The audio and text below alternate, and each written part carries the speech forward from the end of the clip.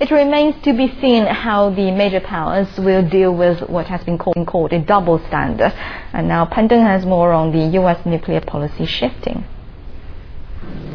In 1998, Washington called for restraint when both India and Pakistan tested nuclear weapons. The US retaliated with tough sanctions on both countries. But a decade later, a nuclear deal reserves US policy opposing nuclear cooperation with India. The civilian nuclear deal would allow India access to nuclear fuel and technology on the world market. It makes India a de facto nuclear power despite not signing the Non-Proliferation Treaty.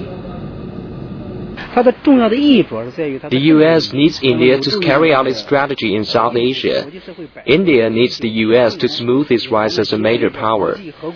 The nuclear deal will further enhance the Indo-US relationship. In July, Indian Prime Minister Manmohan Singh met with US President George W. Bush at a G8 meeting in Japan. The two agreed to press ahead with the deal.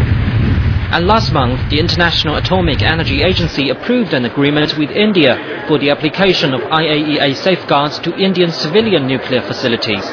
This deal would allow UN monitors access to a total of 14 Indian civilian nuclear reactors by 2014. The agreement with the US needs clearance from the Nuclear Suppliers Group.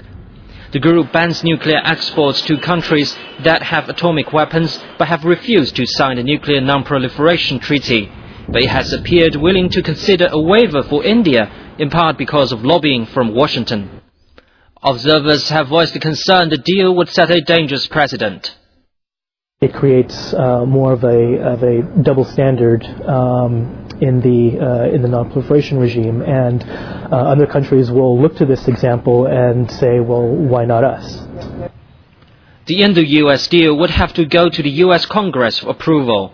The problem may be here on Capitol Hill. In a hard-fought issue, some say there's simply not enough time left to get the accord through both houses of Congress.